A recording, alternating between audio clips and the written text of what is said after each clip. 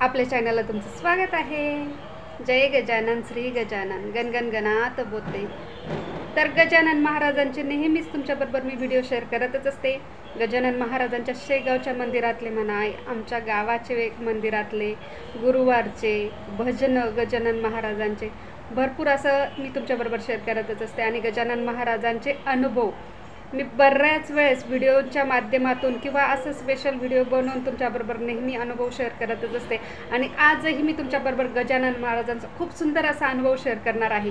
तर हा अनुभव आहे माझ्या मैत्रिणीला आलेला। तर माझी जी मैत्रीण आहे ना, तर तीसुद्धा गजानन महाराजांची खूप मोठी भक्त आहेच आणि तिची खूप श्रद्धा आणि विश्वास आहे। पण असं असतं ना, एखाद्याला कुठल्याही व्यक्तीला आपण जर एखाद्या देवाची भक्ती कर असं जर म्हटलं तर कोणती व्यक्ती तयार होत नाही। कारण जो तो ज्याच्या त्याच्या विश्वासाचा श्रद्धेचा प्रश्न असतो। आपण जर एखाद्याला म्हटलं तू ह्या देवावर विश्वास ठेव, ह्या देवाची भक्ती कर किंवा त्या देवावर विश्वास, तर कोणीही तसं करू शकत नाही विश्वास। कारण ज्याची त्याची इच्छेचा प्रश्न असतो आणि शक्यतोवर आपणही कोणावर जोर जबरदस्ती करण्यापेक्षा त्याची जी इच्छा असेल तीच महत्त्वाची असते। तर असाच काही अनुभव माझ्या मैत्रिणीला आला। तिची नणंदबाई आहेत तिच्या, आणि तिच्या नणंदबाईंनी म्हणजे तिच्या भाच्याने 4 व्हीलर घेतली आणि ते आले त्यांच्याकडे आल्यानंतर तिचे जी फॅमिली सगळे म्हणजे जवळजवळ 7-8 जणांची त्यांची फॅमिली आहे। तर ते सगळे म्हटले की आज आपण आता नवीन गाडी घेतलेली आहे, तर आपण सगळे गजानन महाराजांच्या मंदिरात म्हणजे शेगावला आपण गाडीने सगळेजण जाऊ म्हणून। तर त्यांच्याकडे भरपूर अशी त्यांची फॅमिली आलेली होती। तर पहिल्या दिवशी ते आले दुसऱ्या गावावरून आणि इथून त्यांना शेगावला जायचं होतं। तर त्याच्यामुळे ते सगळे त्या शेगावच्या तयारीनुसारच आलेली होती, त्याचे जे भाचा वगैरे होते ते सगळे। आणि यांच्याकडे आल्यानंतर ते म्हटले की तुम्हीसुद्धा आमच्याबरोबर शेगावला चला म्हणून। मग हे पाहुणे सगळे आल्यानंतर मग तिने सगळ्या पाहुण्यांसाठी, अर्थातच कोणी पाहुणे आले वगैरे तर आपण त्यांच्यासाठी सगळं स्वयंपाक करा हे ते, त्याच्यामध्ये ती पूर्ण मग्न होती। आणि ते जेव्हा आलेत ना, तर तेव्हा पाऊसच चालू होता बाहेर। तर ते पावसातच आले आणि त्यांचे जेवण वगैरे झाले। असंच सगळे बसलेले असताना सगळ्यांचा विषय झाला की आपण सगळेच शेगावला जाऊया माऊलींच्या दर्शनाला। आता नवीन गाडी घेतलेली आहे आणि गाडीमध्ये आपण सगळेजण माऊलींच्या दर्शनाला जाऊया म्हणून। तर ते सगळे म्हणजे A to Z फॅमिलीतले A to Z member तयार झाले की आपल्याला हो शेगावला जायचं आहे माऊलींच्या दर्शनाला म्हणून। फक्त माझी एक तेवढी मैत्रीण म्हटली शेगावच्या दर्शनाला यायला तर मला आवडेल, पण आता हा वातावरण खूप पावसाचं आहे, एवढा पाऊस बाहेर चालू आहे आणि एवढ्या पावसामध्ये आपल्याला जाणं योग्य नाही असं तिला वाटत होतं। तर तिने सगळ्यांना बोलून दाखवलं की एवढा पाऊस चालू आहे तर शक्यतो आपण जर नाही गेलो तर चालेल का, नाहीतर तुम्ही सगळे जाऊन या, मी नाही येत, असं तिचं म्हणणं चाललं होतं। तर ते सगळे म्हटले अरे असं कसं, आम्ही सगळे तयार आहोत जायला आणि तू का नाही म्हणतेस, तू पण चल आमच्याबरोबर, असं तिच्या मागे सगळेजण लागले। पण तिच्या मनामध्ये असतंच ना, आपल्या मनामध्ये 2 विचार असतात, आपण हो नाही आपलं असं चाललेलं असतं। तसं तिचं चाललेलं होतं की एवढं वातावरण पावसाचं आहे, काय मंदिरात एवढ्या चिकचिकमध्ये जायचं नुसतं आणि दर्शन करायचं लगेच यायचं, आपल्याला कुठे फिरायला भेटणार नाही काय नाही, आणि एवढ्या पावसामध्ये कुठे फिरणार ना। तर त्याच्यामुळे तिची इच्छा एवढी नकारच होता तिचा जवळजवळ की तुम्ही जाऊन या असं तिचं चाललेलं होतं। ज्याची त्याच्या इच्छेचा प्रश्न असतो। मी आधी म्हटलीच ना की आपण कोणावरही जबरदस्ती करू शकत नाही, जो तो ज्याच्या त्याच्या विश्वासाचा श्रद्धेचा प्रश्न असतो। त्याच्यामुळे आपण कोणालाही म्हणू शकत नाही की तू हे कर किंवा ते कर म्हणून, ज्याची त्याची इच्छेचा प्रश्न। तर ते सगळे म्हणत होते, खूप मागे लागले चल चल म्हणून। दुसऱ्या दिवशी सकाळीच सगळ्यांना शेगावला जाण्यासाठी निघायचं होतं। तर सगळे तयार झालेले होते, सगळे त्याच याच्यात आलेले होते की आपल्याला शेगावला जायचं आहे म्हणून। तर ती म्हणते बघेल म्हणे सकाळचं वातावरण कसं आहे त्याच्यावर तिचं हो नाही चाललेलं होतं। तर रात्रीचं जेवण वगैरे झाले त्यांचे, सगळे गप्पा मारत मस्तपैकी बसलेले होते। तर तिच्या मनामध्ये चाललं होतं की आपण यांना सगळ्यांना सांगावं की तुम्ही जा म्हणून, मला काही जमणार नाही असं सांगावं, असं तिच्या मनामध्ये चाललेलंच होतं। सगळे आवरलं गेलं आणि निवांत सगळे गप्पा मारत असतानाच अचानक तिच्या पोटात दुखायला लागलं। मग सगळे म्हणत होते काय झालं की ॲसिडिटी वाढली असेल वगैरे वगैरे असं तिला सगळेजण सांगत होते। आणि ती म्हणे रात्री मी एवढं जेवणही जास्त काही केलेलं नाही, तरी पण मला कसं काय ॲसिडिटी होऊ शकते किंवा काय असं तर थोडा वेळ झाला तर ती टॉयलेटला जाऊन आली.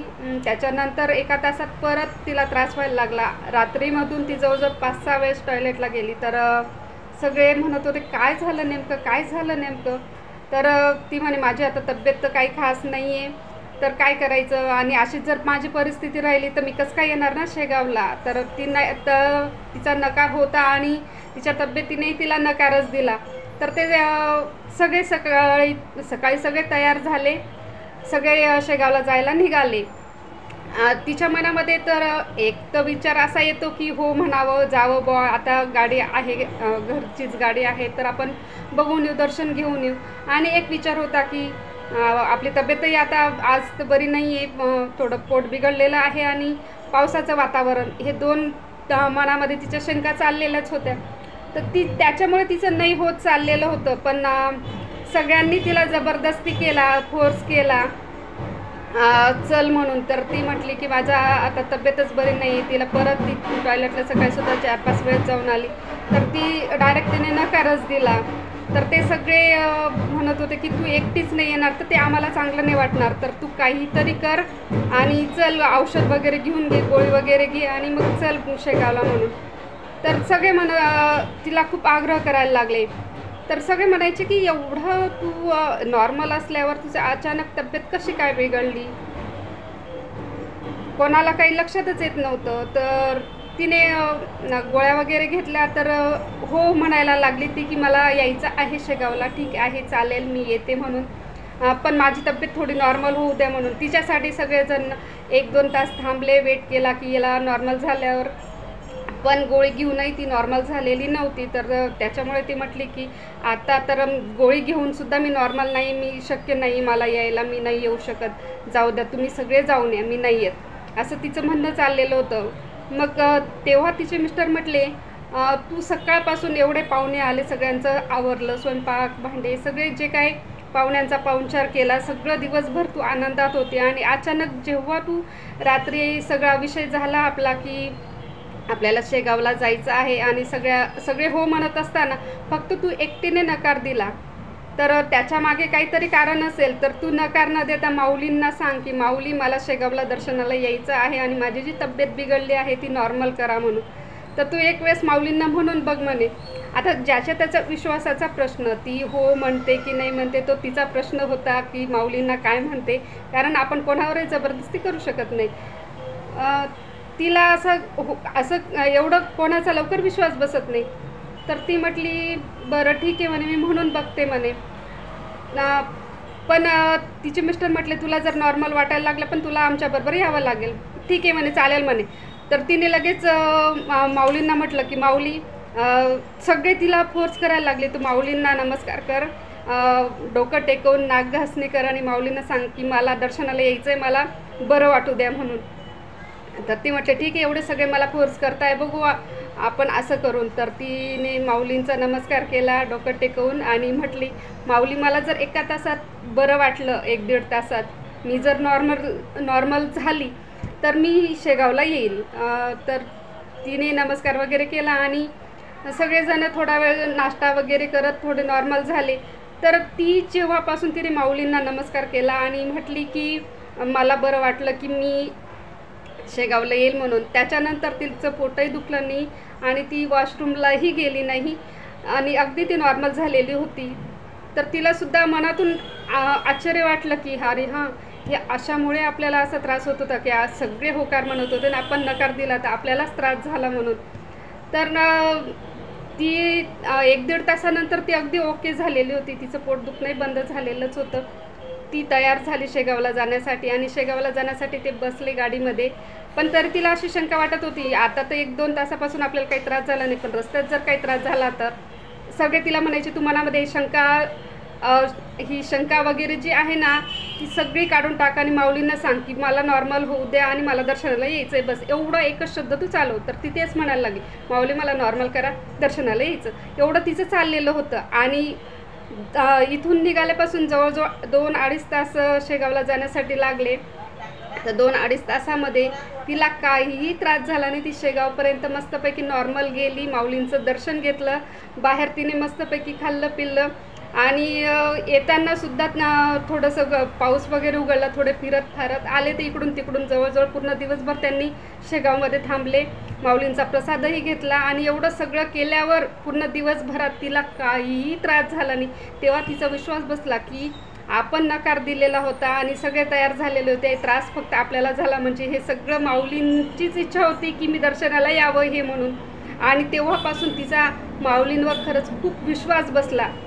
आणि आजही तिला रात्री अर्ध्या रात्री झोपेतून जरी उठवलं आणि म्हटलं ना चला आपल्याला शेगावला जायचं आहे, ती तशीच तयार होते आणि शेगावला यायला तयार असते. तर असा हा तिला अनुभव आला. आणि ज्याला अनुभव येतो त्याचा विश्वास बसतो, अशी ही आपली गजानन माऊली. तर तुम्हाला कसा व्हिडिओ वाटला ते मला नक्की सांगा. आणि हो, कमेंटमध्ये जय गजानन लिहा, कारण तो एक छान असा माऊलींचा मंत्र जप होतो आणि माऊलींचं नाव लिहिलं जातं. त्याच्याने आपल्या आयुष्यात, शरीरात अशी काही ऊर्जा तयार होते ना की ती सांगू शकत नाही. तर व्हिडिओ कसा वाटला ते मला नक्की सांगा आणि कमेंटमध्ये जय गजानन नक्की लिहा. जय गजानन, श्री गजानन, गणगण गणात बोलते.